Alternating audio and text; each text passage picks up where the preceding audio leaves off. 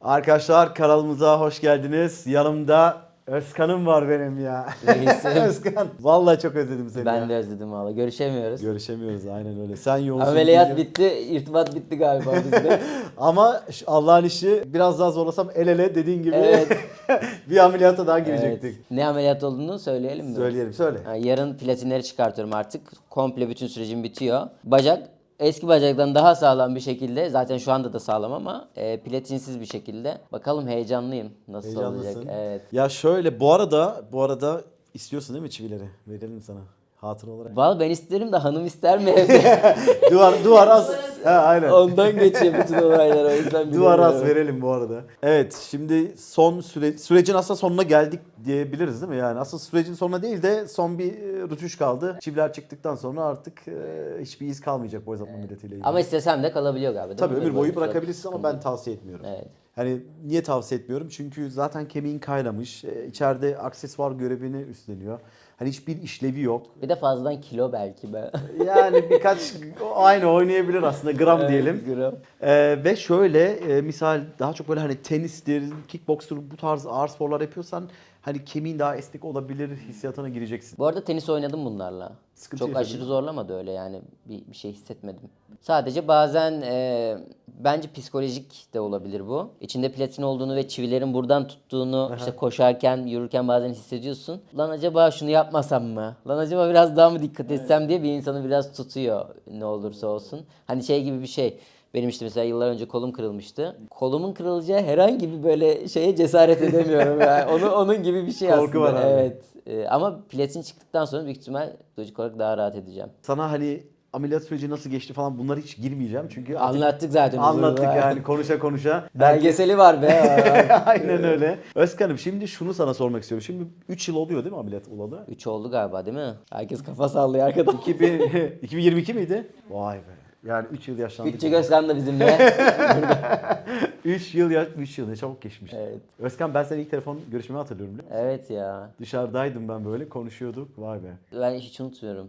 Ben de yurt dışındaydım, Londra'daydım. Senin seslerini dinliyorum böyle. Allah'ım diyorum, adam ne güzel anlatıyor bunları. Of diyorum ya, ne güzel şeyler söylüyor falan. İşte böyleydim. Ama sen böyle şey korku değil daha çok sende o mutluluk, heyecan ama mutluluk Evet heyecanı ya. böyle. Ya çünkü şöyle oldu. İlk mesela sizi gördüğümde, bulduğumda, böyle bir ameliyatın olduğunu gördüğümde abartmayın yani dedim ve istemiyorum ben böyle bir şey dedim. Ama buraya gelip işte öncesinde seninle konuşup buraya gelip gezdikten sonra bu kadar gelişmiş olduğunu gördükten sonra meğer benim cahilliğimmiş, ben bilmiyormuşum. Bu işler aslında göründüğü kadar zor ya da süreç göründüğü kadar sıkıntılı değilmiş deyip rahatladım. Aslında onun mutluluğu bu yani. Değil mi? Aynen Onun öyle. rahatlığı. Bir de işte Halil Hoca, hiç unutmuyorum. Ameliyata girerken şey demişti. Hayatta her şeyin riski vardır. Ama bu riskleri en minimalize edecek her şey bizde var. O yüzden korkmana hiç gerek yok demişti. Herhangi bir risk yok. Hayat risktir ama bütün bunları minimize edecek her türlü donanıma ve bilgiye sahibiz, merak etme. Size güveniyorum. Merak etme Özkan. Hiç unutmuyorum o lafı. O yüzden mesela bence bu kurumun düsturu da o. Her şeyi minimalize edecek. O yüzden rahattım, gülüyordum. Valla bu arada çivi çıkarma isteğine de sevindim. Daha o gün bir Türk hasta geldi işte seni sordu. Ya dedim Özkan'a ben çivi çıkaralım dedim. Geleceğim abi dedi. Daha da gelmedi dedim. Evet. O tam onun üzerine sen yazdın birkaç Öyle gün sonra. mi? Aynen bayağı bir enteresandı o da. Şimdi Özkan'ım esas beni ve seyircileri ilgilendiren nokta şu. Sen 3 yıl oluyor bu ameliyatı olalı. Halen şöyle bir laf dolaşıyor. Boy uzatma ameliyatı olmayın. Eskisi gibi yürüyemezsiniz. Eskisi gibi olmaz. Eskisi gibi hayat sürdüremezsiniz. Böyle bir düşünce var. Neden bilmiyorum. 3 yıl geçti. İşte mesela bize bazen şey diyorlar. Ya siz hep hastayı uzarken paylaşıyorsunuz falan. Bu arada çok böyle hani diğer üzerinden 5-6 yıl bile geçen hastalar oluyor. 20 yıl bile olan oluyor hastalar paylaşıyoruz. İşte sen şu an karşımda çok güzel bir örneksin. Çünkü halk da tanıyor seni. Yani herkes tanıyor. 3 yıl geçti. Nasıl hissediyorsun kendini? Çok iyi hissediyorum. Ben hep iyi hissediyordum. Yani evet, ağrısı mesela, süreçte ağrı acı da çektim. Ama o zamanlarda değildim yani.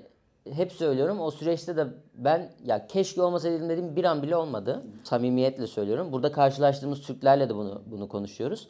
Ve ben şeyi düşünüyordum. Gerçekten sıfır pişmanlık yaşayan tek kişi ben miyim acaba diye düşünüyordum. Türklerle sohbet ettiğimde işte olanlarla, sürecin içindeler hala. Mesela onlarla konuştuğumda şey bekliyorum. Ya biraz pişman olduk bekliyordum. Onlara sorduğumda onlar da hiç pişman değil. Yani aslında bu tarz lafları söyleyenler ya hiç olmayacaklar, ya boyu uzundur, bu kompleks değildir. Zaten isteyen bu süreci araştırıyor ve bu sürecin nasıl bir süreç olduğunu görüyor. sıkıntısız olduğunu görünce de zaten yaptırıyor. Ve ben konuştuğumda da pişman değiliz diyenlerle çok karşılaştım. Tabii sosyal medyada biraz şey abi yani. Ben yine Twitter'da işte düştüğü zaman bir video görüyorsundur yani. Hani herkes her şeyi söyleyebiliyor. Hem senin mutluluğunu kıskanıyor olabilir, hem laf atacak bir yer arıyor olabilir. Bunlar hep şey biraz. İlk burun estetiği Türkiye'de çıktığında da herkes laf ediyordu. Şu an burun estetiği yaptırıp herkes söylüyor yani. Bir tabu olmaktan çıktı. Onun gibi bir şey aslında. Ben çok rahatım şu an. İyi ki yaptırmışım diyorum. Hayatımda verdiğim en iyi kararlardan birisi. Bir diğeri eşimle evlenmek. Ne güzel. Tebrik ediyoruz. Evet, o yüzden mutluyum yani. İşte yürümendir, koşmandır. Biliyorum bunları çok sordum ama şimdi 3 yıl geçmişti, ayrı bir olay tabii. Hani herhangi bir ne bileyim, bu arada eşinle bayağı ülkede gezdiniz, bayağı gezinti de yapıyorsunuz. Çok takdir ediyoruz bu arada. Herhangi bir dezavantaj, ne bileyim yani, ufacık bir şey olsa bile yaşıyor musun böyle bir şey? Şuradaki çivileri ben hissediyorum, platinleri tutan. Onlardan kaynaklı yaşadığımı düşünüyorum. Yani onlar illa galiba bir kası tutuyor, bir siniri tutuyor mu orada bilmiyorum ama böyle mesela koştuğumda, çok da koşan birisi olmadığım için tabii antrenmansızım da totalinde. Koşabiliyorum rahat rahat ama koştuğumda onları hissetmek belki bir dezavantaj olabilir. Hani samimiyeten cevaplıyorum. Onun dışında yürürken, koşarken bir şey yaşadığımı hissetmiyorum çok fazla yani. Böyle kilometrelerce falan görüyorsun değil mi? Tabii Hani tabii. Tabii canım, o Kore'de. Kore'ye de gitmeyin yani. Her yere yürüye gerçekten. Evet. orada bayağı yürüdün o zaman. Yürüdük. Kaç kilometre misal Özkan? Hani Ya günde 10 bin adım attığımız 10 bin, 12 bin, 15 bini gördüğümüz. İngiltere'de çok yürümüştük. 15 bin adım görmüştük mesela İngiltere'de. İnsanlarda niye bu var onu da bilmiyorum yani. Hani şey istiyorlar galiba, benim yatalak kalmamı onu duymak istiyorlar yani. Sen Ben çok kötüyüm arkadaşım. Ben yatalak kaldım dediğim yani. Yok İnanmak abi istemiyorlar. Yani. Evet. Yürüyoruz yani, koşuyoruz, tenis yapıyorum, fitness yapıyorum. Bir halı saha yapmıyorum ama o da hani hem ortamım yok hem çok sevdiğim bir şey değil falan. Onun dışında iyiyiz yani. Bu arada o hissediyorsun olayı var ya, onu da sana söyleyeyim, hani kasla falan alakası yok. Şimdi şöyle oluyor. Kemik, orada boşluk var, sen işte 8, 9, 10 santim uzatında, onu kaynatıyor kemik. O kaynadıktan sonra kemik bakıyor daha nerede bir şey var, hani daha nereyi kaynatmam gerekiyor. Oradaki vida boşlukları var, onu dolduruyor. Bu sefer de oradaki vida boşluğunu doldurduğunda oradaki vida da baskı yapıyor üste doğru ve onu biraz baskıyı hissediyorsun aslında. Baskı olayı o. Bende de öyleydi. Sonra ben hani ya boş ver dedim. Alt bacağı çıkardım çivileri ama üst bacakta halen, çünkü son ameliyat orada olduğum için. Ben öyle alıştım. Bu arada mesela şu an çıkarmasam ben okeyim. Koşuyorum koşu bandında falan ama böyle depar atmıyorum. Çünkü ben daha çok hani koşmayı seviyorum. 1 saat falan. Ama hani ben de dedim artık okey, ben de çıkarayım ya. Yoksa hani o bütün olay bu aslında. Yoksa hani Evet. bir hissetme falan oradaki vidadan alakası yok. Ya Orada bir psikolojik de bence var. Tabii, Ya bazen. bacağımda platin var, çivi var. Aman şunu yapmayayım dediğin anlar oluyor ister istemez. İnsansın yani. Tamam, doktor ne kadar her şey yapabilirsin dese de insan ister istemez bir koruma içgüdüsüyle onu şey yapabiliyor. Bence onun da etkisi var bende hala. Onu da işte yarın ameliyattan sonra büyük ihtimal O da yaşamayacağım gidecek. artık. Ondan Evet. sonra kemiklerin artık Bir daha sana- görüşmüyoruz. Daha Yok. da hiçbir şey Bu konuyla ilgili artık görüşmeyeceğiz galiba ama hayat boyunca Özkan Senat görüşeceğiz. olarak çünkü Evet. gerçekten çok muhteşem bir insansın. Onu Sen söyleyeyim. de öylesin. Hep bu arada hep böyle söylüyorum. Evet, çok teşekkür ederim. Çünkü öylesin abi yani. Çok sağ ol, sen de aynı şekilde. Özkan'ım, şimdi düğünden sonra seninle daha görüşmedik değil mi? Hani, Evet ya, evet düğün. interview falan yapmadık. Bir kısa oraya değineceğim. Çünkü bir sahne unutmuyorum abi. Zeybek mi? Zeybek, Ha, Zeybek aynen. Evet. Abi ben izledim böyle, hani hakikaten wow dedim. Hani ekip olarak falan ama hani senin o Zeybek dansı falan, acayip gurur duydum bu arada. Hani çok erkeksi bir dans stili. Ben Mesela yapamıyorum. bak, bu Özkan onu yapsa çok eğreti dururdu biliyor musun? Ve ben görüyorum sosyal medyada böyle kesinlikle yargılamak, aşağılamak için değil bu. Kısa boylu erkekler de işte böyle düğünde zeybek falan yapıyor. Yorumlara bakıyorum, gerçekten öyle söylüyorlar. Yerden bitme falan. Sana Evet, yakışmıyor. sana mı kaldı zeybek Aynen falan. öyle. Bana mesela bir tane öyle yorum gelmedi mesela. Abi gelmedi çünkü takım elbise cuk Evet. diye oturmuş. Evet. Duruş güzel, maskülen bir duruş, erkeksi. İşte bu çökmeler, etmeler, dizini yere vurmalar. Yani nokta Sen bir atışı. kere kendini çok iyi hissediyorsun abi yani. Hani o duruş, o şey, her şeyin çok değişiyor. Ben o dansını izledim. Hani ben şöyle dedim, yani İzmirli yapar dedim yani. Ama hani belki de yapmayabilir dedim böyle. Yolda gelirken bu arada. Şimdi benim kafa boy uzatmadı ya. Evet. Daha çok hani biliyorsunuz. O dize vurmalar falan Evet, belki evet. korkar, dikkat Aynen etmek öyle. ister falan. Sonra ben onu görünce dedim ki wow. Hani ben acayip duygulandım bu arada. Gururlandım ve duygulandım. Orada da hani herhalde bir kitap yazabilirdim o an yani. O Ciddi kadar söylüyorum. O an gerçekten. kitap yani öyle bir Evet. sessiz bir haykırış vardı. Bakın işte bu ameliyatın sonucu bu. Görür artık be. Böyle bir sessiz bir haykırış vardı ama abi çok gururlandım ya. Ha, damatlık falan yakıştı sana acayip. Kendi işinden dolayı da çok gururlandın yani. Hem Bundan ondan bahsediyorsun. gururlandım hem iyi ki bu adamla konuşmuşum. Evet. İyi ki hani ikna değil de yani hikayemi anlatıp ne olmuşsun yani motive olmuşsun. Orada böyle ilk defa ciddi söylüyorum ne işe yaradığımı anladım yani öyle söyleyeyim. Abim bir muhteşem ya. Yani ben çok övüyorum sizi Eyvallah, ama çok sağ hani ol. Allah böyle razı olsun. gereksiz övüyormuş gibi olmayayım. Bu kadar mucizevi bir şeyin Türkiye'de bu kadar iyi yapılıyor olması beni hala o kadar mutlu ve gururlu hissettiriyor ki yani insanlar şey zannediyor yani hani sanki burayı övmem gerekiyormuş. Hiç öyle değil yani. Bu kadar güzel bir şey İstanbul'da var ve dünyanın birçok yerinden insanlar geliyorlar. İşte Amerika'dan, Rusya'dan, İrlanda'dan her ülkeden gelen insan var ve biz Türkler olarak buna sahip çıkmak yerine ya böyle bir yer var Türkiye'de demek yerine ya işte siz de sakat bırakıyorsunuz insanları bilmem ne falan. Ama araştıran illa bence buluyor yani abi. Mesela ben şöyle bu ameliyat olmadan önce tamam size güveniyordum ama arkadaşlarımın ısrarlarıyla başka doktorlara da sordum. Hiçbirinden olumsuz bir yorum almadım. Yani bana hiçbiri şey demedi. İşte olmamalısın, kesinlikle olma. Herkes de işte bu estetiğe giriyor. Tercihe bağlı bir şey. İstiyorsan ol. Medikal bir sıkıntın yoksa olmaya da bilirsin gibi söylediler. Hani kimse bu çok kötü bir şey, kesinlikle olmadı diye bir şey söylemedi. Yani araştıran eden insan başka birilerine sorup oradan bile yolunu bulabilir yani. Ya kesinlikle öyle. Bir de biz şimdi şirket olarak zaten hani artık olayın reklamını geçtik Özkan. Çünkü hani biz daha çok artık mesela ben bunu istiyorum yani bak. Bilen gelsin. Aynen hem o hem de bu adam bu tecrübesini anlatsın burada yani. Hani 3 yıl geçmiş herhangi bir dezavantaj var mı işte artık bu olaya girdik biz yani başka bir evreye girdik. O Ya bakımdan sıfırdan birini ikna etmeyle uğraşmak artık ne size gerek var huzur ki geliyordur yani? yani. Hani Evet. sen boyundan mutsuzsan, şikayet ediyorsan ömür boyu çekeceğine kardeşim gel yap ameliyatını bizde veya başka birisinde 3 ay, 4 ay, 5 ay kendini bir sürece sok ama ömür boyu mutlu ol yani. Bir de şöyle uzun uzun anlatıyorsunuz işte belgesel var yani artık bilip gel hani. Evet, Ya aynen bu öyle. artık abi kötü bir şey değil yani. Aynen. İkna olmaya çalışma. Aynen öyle. Bana hala sosyal medya, Instagram'dan, maillerden, TikTok'tan yazıyorlar ve diyorlar ki sence olmalı mıyım? Ya bunu soruyorsan olmamalısın Aynen kardeşim öyle. ya. Bunu, Aynen öyle. bunu artık senin anlamış olman gerekiyor. Anlatılıyor çünkü yani. Yani bu şey gibi hani bu evlilik gibi yani sence evleneyim mi yani, abi bunu sen bileceksin Sen öyle değil mi? bileceksin. Eşin bilecek sen bileceksin. Veya hani Biz eşim sana dediğim bir şey- risk olmadığını, kötü olmadığını söylüyoruz yani. Bu arada ben mesela geçen ChatGPT'ye bile sordum. O bile yani hani ona bile sorabilirsin yani. O bile Aynen, olumlu doğru. konuşuyor yani. Aynen öyle. Doğru hakikaten Evet. öyle. Bizim zamanımızda yoktu. evet. Doktora güvenmiyorsun, buraya güvenmiyorsun. ChatGPT'ye sor yani. Bizim zamanımızda şöyle hani ben babama soruyordum falan babaanneme falan ya belanı mı arıyorsun Allah'tan otur oturduğun yerde falan şükret halini. Bizim ChatGPT oydu yani. İşte bana mesela ameliyattan önce ya arkadaşlarım manyak mısın falan filan bilmem ne. Şimdi Cansu diyor ki önceki halini görmek istemiyorum. Yazıklar olsun be hanım. bu arada Cansu bu arada çok yakışıyorsunuz yani hakikaten Allah birbiriniz için yaratmış sizi onu da söyleyeyim. Eşin nasıl? Cansu nasıl karşılıyor bu olayı? Yani Cansu bence memnun yani bu halimden. Eski halini görmek istemiyorum dediğine göre. O da alıştı ama şu an. Önceki halime bir dönsem büyük ihtimal beni boşar.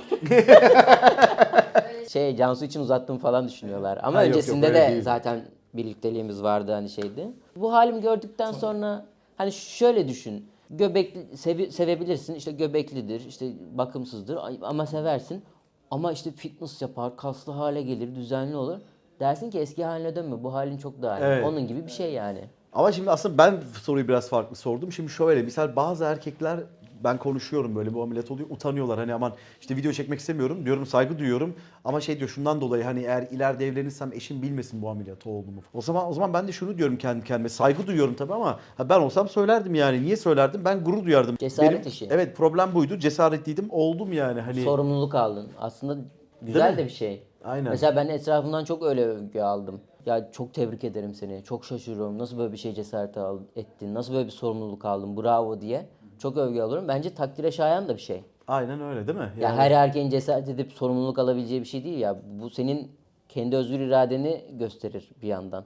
Ama tabii söylemek istemeyen de söylemez ama tabii saygı duyuyorum. saklanılacak bir şey değil. Çünkü şöyle düşün abi şu an hiçbir kadın estetik yaptığını gizlemiyor bence şu an. Yani herkesin dudakları ortada, Yani. burnu ortada, çekmesi ortada. Ve bunu yaptırmakla gurur bile duyuyorlar. Evet. Çünkü ben bunun parasını verdim, yaptırdım. Ben bunu yaptırabilecek seviyedeyim. Erkekte de bence bu oraya doğru gidecek. Hala biraz tabu ama. Önceden mesela ben ilk geldiğim zamanlar bu ameliyat Türkiye'de de hani benim sayemde bilindiği kısmını övmek için söylemiyorum da bilinmiyordu ve mesela sallıyorum ben kimseye söylemesem o dönem kimse anlamayabilirdi belki 9 santim uzadığımı. Ya sende bir farklılık var, spor mu yapıyorsun derlerdi belki. Ama şu an 9-10 santim uzayacaksın ve herkes biliyor artık bu ameliyat. Yani saklayamazsın artık yani. Kaçarı yok. Ve bana kızanlar da oluyor bu arada. Hani senin yüzünden hani saklayamıyoruz, gizleyemiyoruz gibi. Artık yani bu Çok iyi ya. herkesin bildiği bir şey yani yapacak Çok bir iyi. şey yok. Ya diyorum yani ben gurur duyuyorum. İyi ki olmuşum. Evet. Saklamak da istemiyorum yani. Benim problemim buydu ve problemim üzerine gittim ve çözdüm o problemi yani. Bu hayat böyle değil mi zaten? Problemlerle dolu. Önemli olan problemleri çözüp bir yerde mutlu olmak. Bir de mesela gizlememek ya benim açımdan şöyle de güzel oldu. İşte burada mesela Türklerle karşılaşıyorum. Ya biz seni gördük işte yaptırdık. Sen bizi ikna ettin. Biz senin sayende influencer Bayağı olduk. dua ediyorlar sana bu arada. Öyle mi? Bayağı. Allah razı olsun. Mesela ne kadar abi tuhaf bir şey ya. Mesela senin o hissini anlayabiliyorum şu an yani. Aslında o insanın hayatına dokunmuşsun. Ve bu yaşından sonra aslında bambaşka biri olacak. Ya ben bu Özkan'dan çok farklı biriyim bu arada. Yani şeyin bile değişiyor abi. İşte onu sana soracaktım. Auran, enerjin, konuşman, oturuşun başka bir insan gibisin. Ve bu hani isteyerek olan bir şey değil. Yani onun getirdiği bir insan oluyorsun. O şu an uzatanlar da hayatlarına artık başka bir şekilde devam edecek ve sen buna vesile olmuşsun. Peki Özkan karakterin mi değil? Tam ne değişiyor? Hani Değiştik değil mi yani? Değişiliyor yani. Bilmiyorum abi. İşte mesela az önce de konuşuyorduk. Hormonlar da değişiyor mu bilmiyorum ama arkadaşlarım işte uzun zamandır görmeyip sonradan gören ya sen başka birisin. Ya öncesinde çocuk gibiydin. Yanlış anlama ama çocuk gibiydin. Şu an adamsın. Hani karşımızda çok farklı Özkan var konuşmanla, oturuşunla diye yorumlar alıyorum mesela. O nasıl oluyor bilmiyorum. Belki de artık boynun uzun olduğu için mesela ona göre bir pantolon, ona göre bir kazak giyiyorsun. Onu yakıştırıyorsun kendine. Onu yapınca diyorsun ki ya biraz da sakal uzatsam acaba nasıl olur diyorsun. Ya sakalı da uzattın işte boyun spor yapayım da omuzlarım da genişlesin diyorsun. Belki seni enerjisel olarak oraya da itiyor olabilir o durum. Bu boydayken o boyun gerekliliğini yapıyorken belki de bu boydayken bu boyun gerekliliğini yapıyor gibi bir şeye dönüşüyorsun. Mesela insanların sana karşı olan tavrı seni değiştiriyor belki. Sallıyorum burada çok ciddiye almazken şu an bu boydayken seni çok daha fazla ciddiye alıyorsa sen de o insanların o ciddiyetiyle daha başka davranmaya başlıyor bile olabilirsin yani. Ki bu boy mevzusunda zaten araştırmalar var. Sen de biliyorsun yani işe alımlarda, sana karşı davranışlarda, tutumlarda çok şey değiştiriyor. Siyaseten bile ülkelerin kaderini değiştiren bir şey bu. Yani o başkalarının enerjisini bile alıyor olabilirsin o konuda. Ya çünkü birebir hissettiğim, yaşadığım şeylerden kaynaklı bu kadar konuşabiliyorum aslında.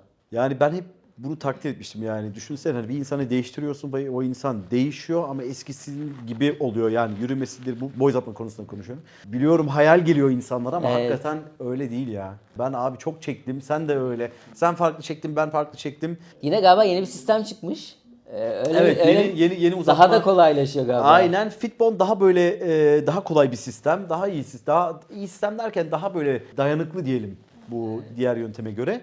Yoksa amaç aynı. Hani kemik uzuyor, kaslar uzuyor, yumuşak doku uzuyor. Yoksa hani böyle çok... Belki 5-10 yıl sonra inanılmaz basit. Abi 5 olunsa şunu bekliyorum 5-10 yıl sonra. Ameliyat daha da böyle basit ve telefon bile değil yani böyle ne bileyim. Artık beynine bir Düşünerek çip mi? herhalde. Aynen böyle düşünerek şu an uzamak istiyorum Çünkü falan gibi. inanılmaz gelişiyor Evet, evet. teknoloji. Ya işte mesela uçaklar şu an biz rahat rahat binebiliyoruz ya uçağa. Bizden önce binip ölen insanlar sayesindedir ya bu. Biz de arkadaşlar sizin için Sizin için ceremesini kendimizi çektik bu anladık. işin yani. Hani biz o şeylerini yaşadık. Artık her şey daha kolay, daha pratik. Kendimizi adadık yani. Evet. Bu arada Özkan gerçekten bilmediğin insanlardan o kadar dua alıyorsun ki anlatamam. Öyle mi? yani. Valla çok Bak, güzel, ne güzel ya. burada şöyle oluyor misal hasta oturuyor böyle işte before after'ına bakıyor uzattık süreçten sonra 3 ay sonra ağlıyor böyle ve diyor ki Allah diyor Özkan'dan razı olsun. Vallahi. Tabii sizden de diyorum eyvallah. Müthiş bir şey ya. Evet. yani çok iyi. İşte şey burada Türkler karşılaştığımızda işte bir tane Türk'ün annesi şey yaptı. Gel buraya gel dedi. Ha, sana... Efendim dedim. Ben dedi seni gördüm dedi. İkna oldum bak dedi hani sen dedi bak ailene dedi söylememişsin o dönem. Gizlemişsin dedi. İzledim videonu dedi. Ben dedi Kızım dedi bana söyledi. Ben dedi bak dedi onun yanına geldim buraya falan dedi. Ben dedim ne kadar güzel yapmışsınız yani böyle bir kararını hani desteklemişsiniz. Aslında ailelerden de çok geçiyor ya. Mesela bana anne babalar da çok yazıyorlar. Şey çok kötü abi yani çocuğunun bir sorunla baş edemiyor oluşunu görmek ve onun için bir şey yapmak istersin yani bir şey değişsin, bir şey olsun. Ve bu konuda da arkasında durmak da kolay da bir şey değil. Bunu yapabilen ebeveynleri de takdir ediyorum. Ona vesile olabiliyorsak da ne mutlu yani. Ne mutlu gerçekten Evet. öyle. Ben bir de bir baba olarak gerçekten hani oğlunun veya çocuğun, kızın fark etmiyor. Çocuğun bir problemi var ve ona bir şey yapamak kadar kötü bir şey yok. Çaresiz olmak kadar kötü bir şey yok ya. Ya görmezden gelemezsin. Kesinlikle, Evet. kesinlikle. Misal bana sordu demin hanımefendi bu Alman kanalına geldi. İşte dedi senin çocuğun da işte boyu uzamazsa falan ne yaparsın? Direkt ameliyat dedim yani. Bu sorulmaz bile yani. Ki Hani o büyüdüğünde belki bambaşka olacak yani diyoruz ya inanılmaz öyle. basitleşecek. Bir de Özkan o gün Aras'ı biliyorsun. Aras bana geldi dedi baba dedi benim sınıfta bir arkadaşım var dedi. İşte onun dedi peşinde bayağı bir kız koşuyor dedi. Hani kızlar hep onun peşinden gidiyor falan böyle koşuyor. Dedim niye? Dedi ki ya boyu uzun çünkü. Sonra bana şey dedi baba dedi ChatGPT'ye sorsana benim boyum nasıl uzar. Lan dedim oğlum ne ChatGPT'si bana sor dedim ben biliyorum. Bu işi yapıyorsun. Uzmanı burada sen manyak mısın? Oradan beri işte ondan beri hani böyle yumurta baba bugün 2 yumurta yedim falan. Yani düşün bak 8 yaşında hani o bile bunu kafaya takıyor yani. Acayip bir şey. Basketbola başladı, yüzmeye başladı. Vallahi Özkan bütün tuşlara basıyorum şu an. Tak tak tak tak. Ya doğal yol en iyisi bu arada doğal yol. Tabii. Ama sonuçta genetik bir şey bu yani. En son Olmadı zaten bu. Halil'i Evet. arayacağım. Değil mi? Hocam büyüme kanalları kapandı. Aynen öyle. Hadi sen başla iş başına. Peki Özkan'ım şunu da sana sormak istiyorum. Ailen nasıl artık hani bu konu konuşuluyor mu daha yoksa? Yok artık bitti yani. Uzadın. Ya evet bu bizim gündemimiz bir şey olan değil. Sadece arada bana geliyor ben bir şükür Allah'ım böyle bir fırsat. Sana şükürler olsun hani çok mutluyum gibi. Çünkü insan her şeye alışıyor. Yani bu mucizevi bir şey de olsa buna da alışıp bunu da hayatına entegre ediyorsun. O yüzden hiç hayatımızda öyle bir şey yok. Artık Uzun Özkan olarak. Uzun da dediğim bu arada ben aslında uzun boylu olmak değil. Ben normal olmak istiyorum. 1.76 şu an aslında çok Türkiye standartında normal bir erkek boyu. Yani uzun bir insan da değilim totalinde. Şükür yani. Öyle şey bir konumuz yok. Ailem de mutlu. Ailem şu yüzden mutlu. Mesela annem babam. Artık hani öyle bir acı, ağrı bilmem ne bir şey çekmediğim için kesinlikle. Ve çok zayıflamıştım. Toparladığım için, Gayet işte normal. kaslandığım için, hani bacaklarım toparladığı için. Mutlu herkes yani şu an. Bacakların zayıf değil mi daha yani? Yok abi kapkalın ya. İşte hastalar şey diyor zannediyor. Hani uzatacağız böyle kürdan gibi duracak bacaklar uzadı diye. İlk öyle oluyor ama. Tabii yani Evet, kas evet. uzatıyor sonuçta. Çünkü evet yani kas şöyle bir şeysi uzadıkça şöyle Aynen inceliyor ve ama sonra sen yedikçe, içtikçe, spor yaptıkça ve kalın yani benim bacağım. Ben bu kadar kalınlaşmasını beklemiyordum. Önceden bu kadar kalınlaşmıyordu bu arada. Ameliyattan önce. Evet. Wow bak bu da Ya, çok önemli bir detay. Evet. Okey. Ne oldu da bu kadar tamam abi. hani spor yapıyorum ama hani o yaptığım bacak antrenmanları bu kadar etkiliyor mudur bilmiyorum. Bacağım da kalınlaştı. Şey duruyor yani giydiğim pantolonda şeyde falan o da önemli aslında yani. İnce bacak olmaması. Bu arada bacak demişken kusura bakma sana soru bombardımanı yapıyorum. Bu arada bunu yapmamın sebebi arkadaşlar lütfen bakın bu lafıma çok dikkat edin. Özkan'la ilgili bir şey sormayın lütfen. Burada karşımda bu konuyu artık Özkan'ın gündemine sokmak istiyorum. Çocuk evlenmiş, başka hayat şeyi var. Lütfen bunu yaptırmayın bana. İnan ben de çok kötü hissediyorum kendimi Özkan. Yani hani Estağfurullah abi. misal sadece sen değil diğer bir sürü hasta var. İşte hani ona yazmak yap lütfen senden ricam şu videoyu gönder dedim kendimi çok kötü hissediyorum. Sanki o adamı kullanmış gibi oluyorum. Belki o adamın hayat şeyi farklı. Belki mücadele ediyor. Başka bir şey yapıyor. Gündemi Hani- artık bu değil yani. Evet ben de hani ben buradayım tekrar hatırlatıyorum ya nefret ediyorum ya.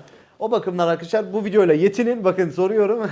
Sağ ol bu arada çok düşüncelisin. Ama öyle Gerçekten yanlış sağ ol. da anlamam yani öyle bir şey yok. Sağ olasın. Bir konu var bunu erkekler çok ilgilenecek bedelli askerlik. Hatta askerlik.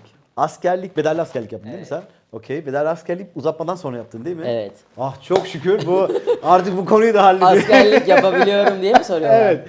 Yani herhangi bir sorun yaşadın mı?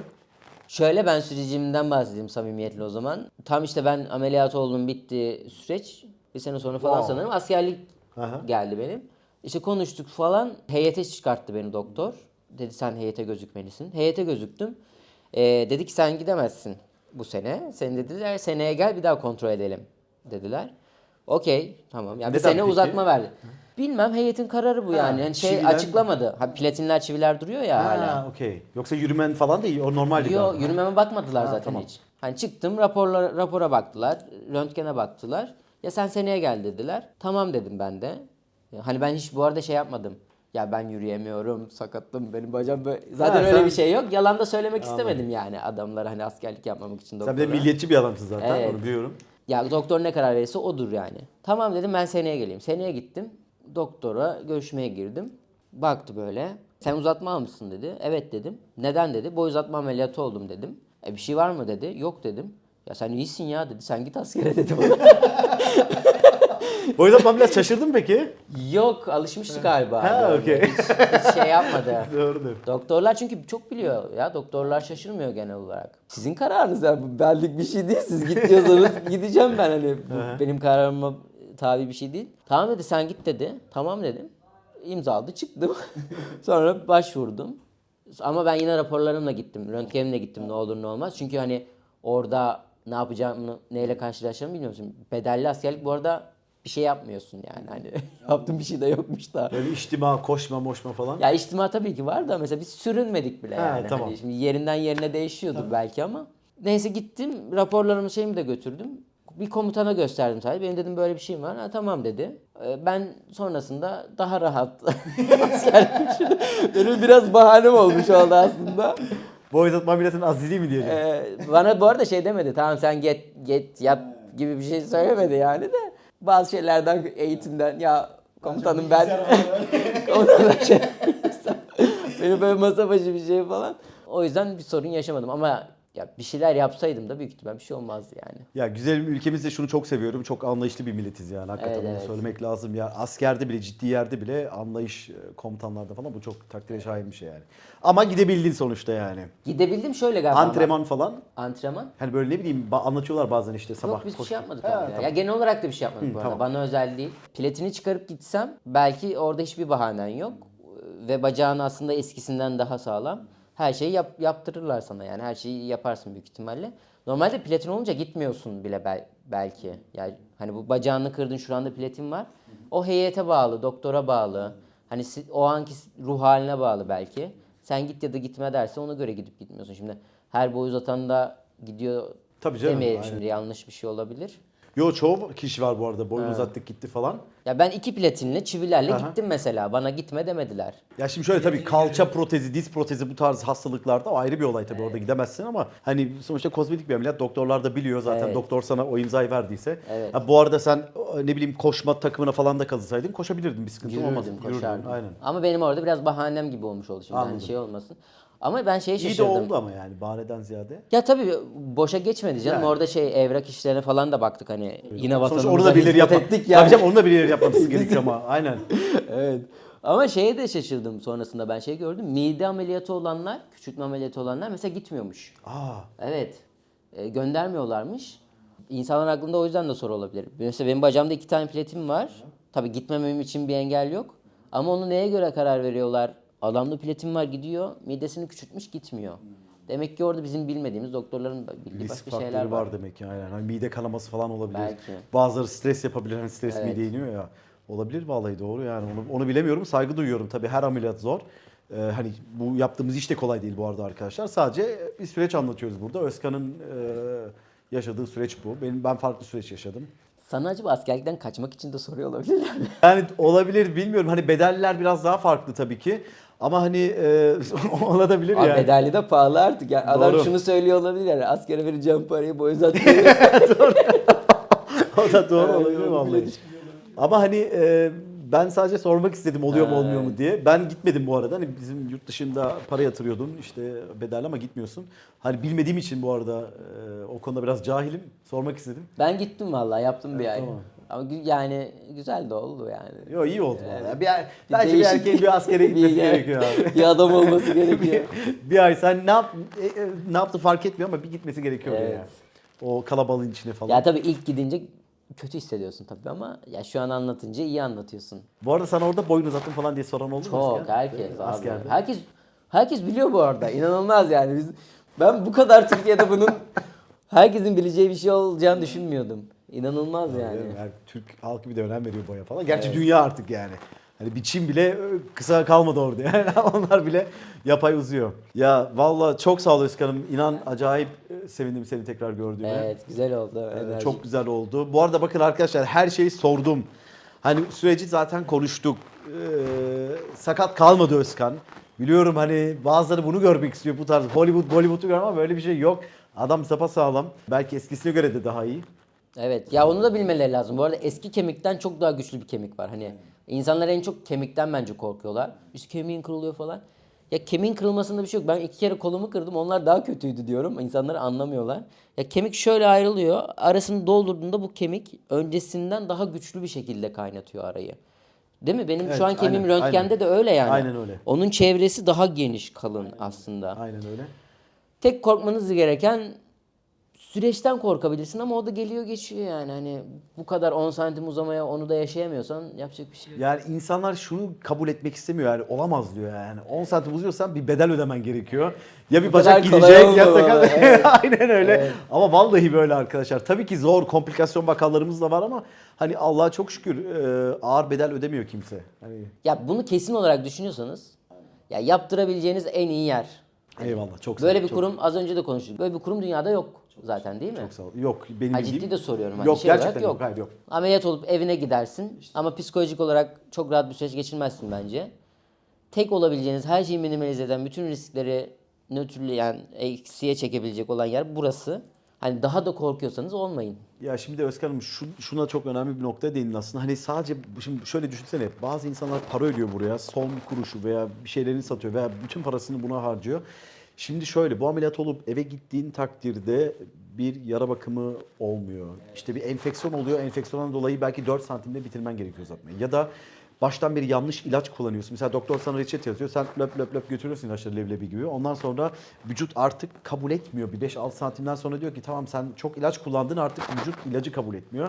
Hani ve boşa gidiyor ve 5 santimden sonra diyorsun ki ya lanet olsun çıksın diyorsun. 10 santimde olmayı vereyim diyorsun ve mutsuz oluyorsun. Ödediğin para da çöp oluyor aslında. Yani şunu demek istiyorum. Hani gerçekten bu ameliyatı Özkan ben bunu da hep hastalara söylüyorum. Bu bir burun estetiği değil. Mesela burun estetiği işte burnun büyük olur, eğri olur. Gidersin doktora, el sıkışırsın, ödersin paranı, ameliyat olursun. Uyanırsın, bir hafta sonra bandajlar çıktı mı küçük burnunu, wow güzelmiş dersin. Ama bu ameliyatlar nasıl biliyor musunuz? Ameliyatı yapıyoruz. Ameliyatı yapmamızın sebebi bir süreç başlatabilmek. Evet. Ve o süreçte biliyorsun her gün Her gün 1 milim, 1,5 aynen milim öyle. değil mi? 90 gün boyunca her gün olan bir süreç o. Ve o her gün süreçte sen vücut anatomini değiştirdiğin için senin yanında birilerinin olması gerekiyor. İşte bir fizyoterapist anlık müdahale etmesi gerekiyor. İşte bir medical ekip hani bir işte hemşirenin olması gerekiyor. Doktorun olması gerekiyor. Diyetisyen. Aynen öyle. Yani bu bir Diyetisyen takım de çok çalışması. önemli. Futbol gibi. Bu arada bence şu da çok önemli. O süreci kendin gibi birilerini burada görmek de çok önemli. O zaten o psikolojik evet, destek. Psikolojik destek yani. Aynen. Burada mesela psikolog yok ama Aynen. bence gerek de yok. Gerek Çünkü yok. senin gibi bir sürü insan var ve Evet. aynı sorunları yaşıyorsunuz belki. Evet. Ama evde tek olsan kafada kuracaksın da kuracaksın yani. Ben seninle çok iyi süreç geçirdiğimizi düşünüyorum. Evet. Eşine buradan teşekkür ediyorum. Bu o şeyin arkasında bir gizli kahramanlar vardır yani.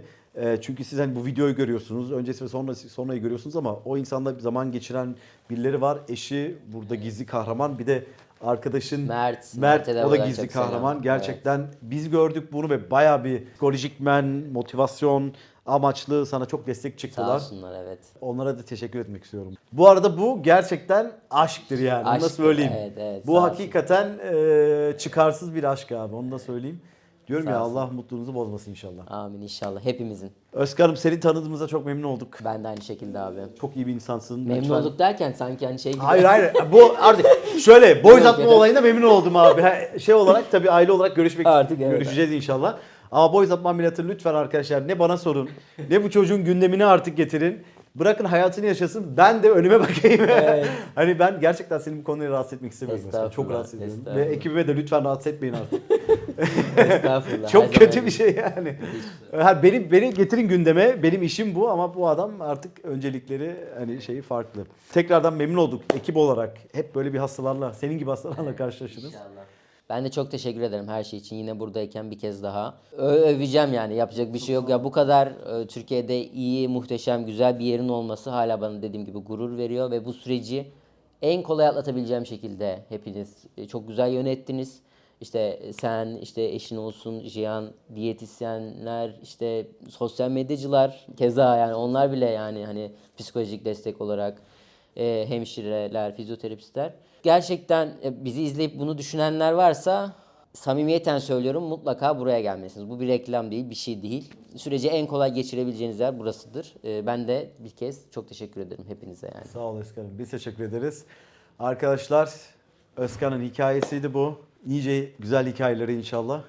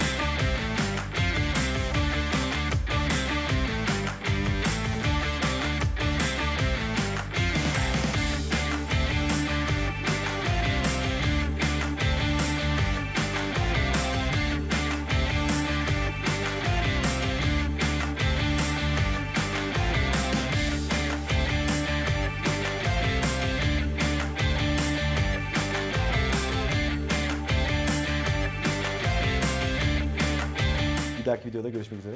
Kendinize iyi bakın. Görüşürüz. Abone olmayı unutmayın. Çok sağ ol. Eyvallah. İşte uzman abi adam yani. Ben bilmiyorum o kadar.